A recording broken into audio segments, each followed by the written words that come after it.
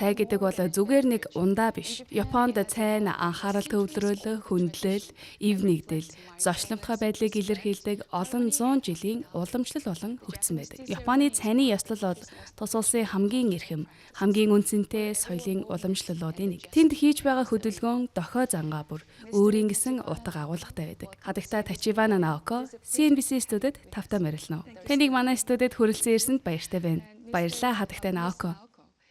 Японы цайны соёл олон зуун жилийн турш, олон үеийн турш дэлхийн хүмүүсийн сонирхлыг татсаар ирсэн.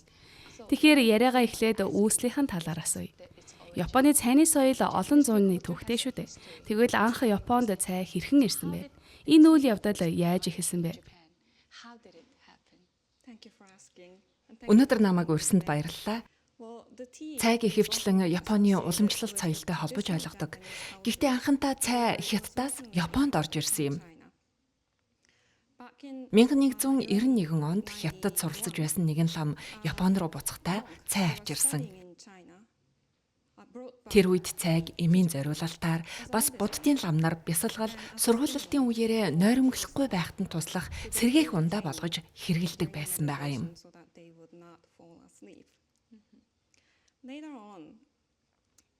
Хожим нь цай маш үнэтэй, ховор орц, онцгой ундаа байсан учраас язгууртан дээд давхаргын хүмүүсийн дунд ихэд үнэлэгдэх болсон. Харин 1500-аад онд Синнориюки гэдэг хүн цай бэлтгэх арга барилыг аль биесны хэлбэрт оруулж бас илүү энгийн болгосноор жирийн хүмүүст ойртуулсан. Тэрээр нэг аяга цай бэлтгэх үйл явц дотор онцгой гоо зүй, гүн утга агуулга шингээсэн хүн юм. Үнэхээр сайхан түүх байна. Тэгвэл цай хэрхэн Японы өөрийн гэсэн соёлын брэнд бүр цайны ёслол болон хөгжсөн байдаг вэ? Миний өмнө нь дурдсанчлан цайны соёл анх Хятадаас Японд орж ирсэн. Гэхдээ Синнориюки гэдэг энэ хүн цайны дадал, зан үйл Японд үндэслэж эхлэх үед Японд өөрт нь байдаг онцлогуудыг мөн энэ соёлд шингээхээр шийдсэн. Тэр Японы хэд хэдэн гар орчуудыг олж таньсан байдаг. Түүхийн хувьд түүнээс өмнө цайны бүх хэрэгслүүд Хятадаас эсвэл Азийн бусад хэсгээс импортлогддог байсан.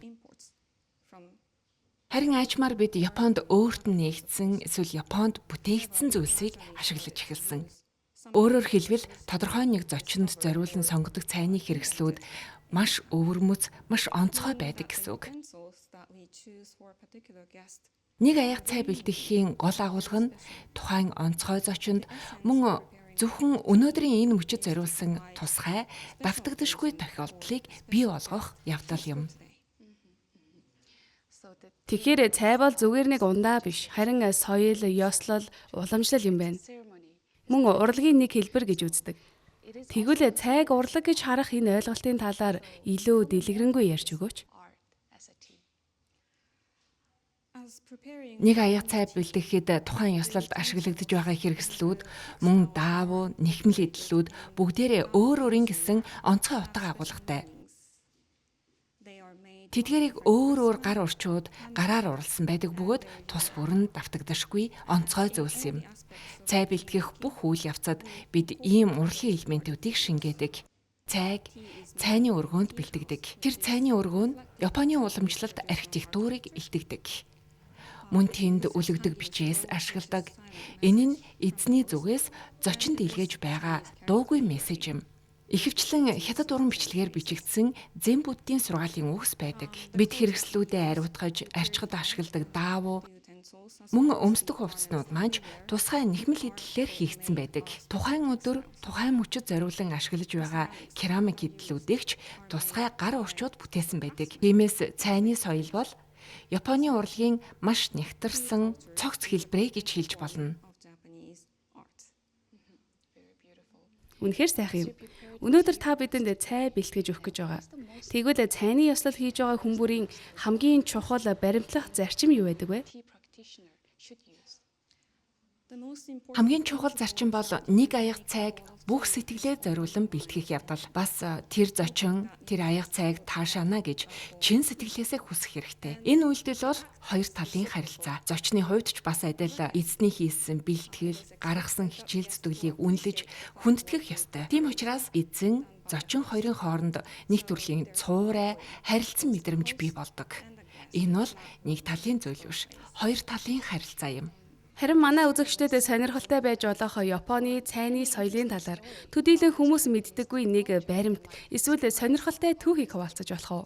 So many of you may think that they Магадгүй олон хүн цай бэлтгэхийг хүлээхдээ юу хийх ёстойгоо мэдэхгүй, удаан хугацаанд зүгээр суух хэрэгтэй байдаг байхаа гэж боддог байж магадгүй.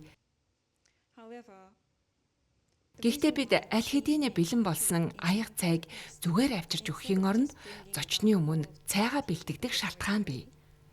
Тэр нь бид өөрсдийн үнэнч байдал, цэвэр ариун байдал, бас зочинд үзүүлж байгаа хүндлэлээ алхам бүрээр харуулахыг хүсдэгтэй холбоотой. Таны харж байгаа алхмууд гаднаасаа маш төвөгтэй мэт санагдаж магадгүй. Гэхдээ эдгээр бүх алхмыг бид зочинд хамгийн сайн цайг, хамгийн сайхан сэтгэлээрээ барихын тулд хийдэг. best of our mind in it. Энэ бол шинээрээ үнэнч бас зүрх сэтгэлээс гарч байгаа зүйл юм байна. Миний бодлоор энэ үнэхээр сайхан ойлголт байна. Өнөөдрийн хурдтай дижитал ертөнцид залуу үеийнхэн арай өөр соёл руу, жишээлх юм бол кофений соёл, эсвэл өөр төрлийн ундааны соёл руу илүү татагдж байгаа. Тэгвэл ийм соёлоодыг цай, тэр дундаа Японы цай хэрхэн өөртөө шингээж хүлээн авч чадах вэ? I believe Тийм ээ, яг үнэн. practicing tea is a Миний бодлоор цайны дадал, цайны ёслол бол насан туршийн туршлага юм. Зарим хүмүүс бага наснаасаа цайны ёслолыг сурч эхэлдэг. Зарим нь насанд хүрсэн хойноо эхэлдэг. Гэхдээ хүн цайны ёслолыг эзэмшээгүй байсан ч гэсэн Япончуудын чухалчилдаг анхаарал төвлөрөл, цэвэр ариун байдал гэсэн ойлголтууд бидний дотор гүн шингэсэн байдгаа гэж би боддог. Цай бэлтгэх үед бид яг тэр ойлголтыг л хуваалцдаг. Та mindfulness буюу анхаарал төвлөрөл сэтгэлээ бүрэн зориулах тухай олон удаа ярьсан нь надад дараагийн асуултыг асуумаар санагдууллаа. Тэгэхээр цай гэдэг нь зөвхөн цай хийх үйлдэл биш. Харин mindfulness буюу сэтгэлээ төвлөрүүлэх, оюун санааны дасгал болдгийм байна. Тэгвэл энэ нь Япон хүүхэд өсгөх соёлын нэг хэсэг үү? Эсвэл бараг төрхөөсөө л ийм уламжлалтай өсдөг зүйл үү? Өсөх явцдаа ер нь шингээж авдаг зүйл мөн үү?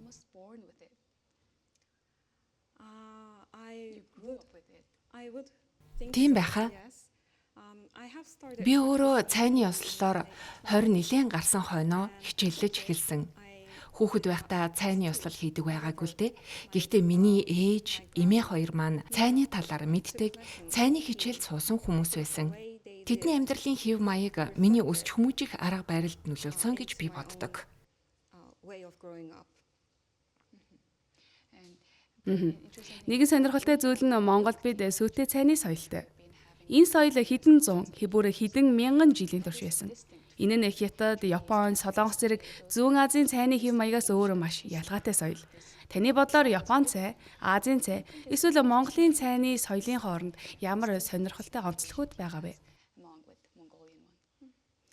Well, we Манай зочинд чихэрлэг зүйл буюу амттан өгсөн бол цай бэлэн болохоос өмнө тэрнийгээ идэхийг санал болгодог.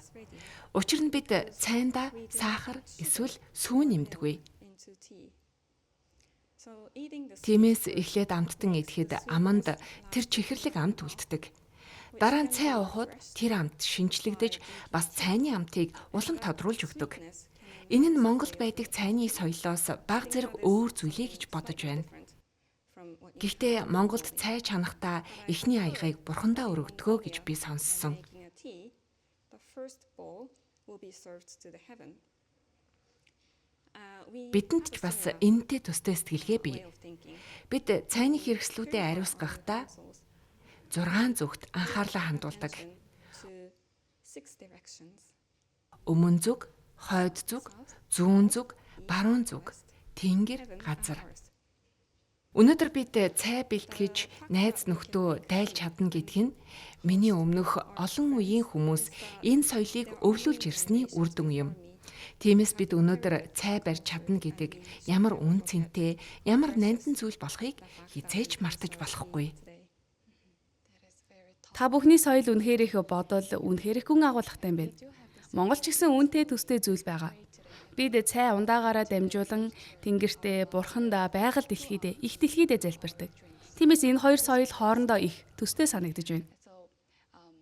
Тэгвэл хэрвээ хэн нэгэн Япон соёлыг сайнны ёслолоор дамжуулан ойлгохыг хүсвэл тэр хүн энэ туршлагаас хамгийн чухал ямар сургамжийг авч үлдэх ёстой вэ?